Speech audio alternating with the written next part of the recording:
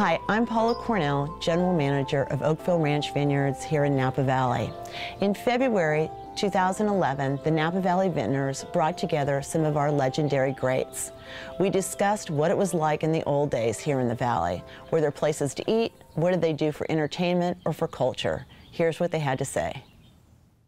In '72, you people, Margrit, you know more about this than I do. You were here earlier, but there was the Grapevine Inn restaurant, now known as Bricks. There was a Mexican, the Colonial restaurant that burned down.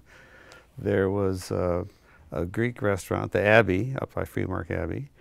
And there was Taylor's Refresher, the hamburger stand. That was it. There were no restaurants. So people took cooking classes at Mondavi, other places, and entertained in their homes. That's what we did. It was fun at the time trying to find a restaurant. I mean, there was just, that's why people were learning to cook at home with fabulous dinners, because the only place you could get good food is going to San Francisco. I mean, that's where the good food was, and here we were lucky. We had Triple S, which, that's right, with the best fried chicken in the world. In 1960, you know, there is a veterans home in Yountville, right? And by federal law, they cannot buy alcohol in a radius that is less than 1.5 miles.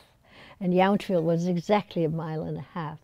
And there were 20 bars in Yountville. They didn't serve wine. And they were made out of corrugated aluminum, cardboard. And there were 10 taxi cabs. Now in Napa, which at the time when I came had about 17,000 inhabitants, there was one taxi cab. So the taxi cabs brought those 2,200, you know, this was at the time when there were still a lot of veterans, down to Yountville, up and down, and up and down. Now they have their electric wheelchair. But then about 2 years later, they changed the law, you know, and so those bars disappeared. Yountville actually had suddenly a paved road. It didn't have a paved road when I first came. And I remember one time somebody in a little group, one was a real estate person, said, you know, there are those 3 crazy guys. There was Don Schmidt, and there was Caldwell, and the other was Don Monte. They bought that old Grutzinger winery for $75,000. Now, what are they going to do with it? And one of them said, yes, they're going to put little shops in it. And the things, and who is going to go to Yountville? This was about 1970. We lived in San Francisco before we moved up here, and I thought, oh boy, coming up to Calistoga and Napa Valley, I can always find a parking space. That was then, not now.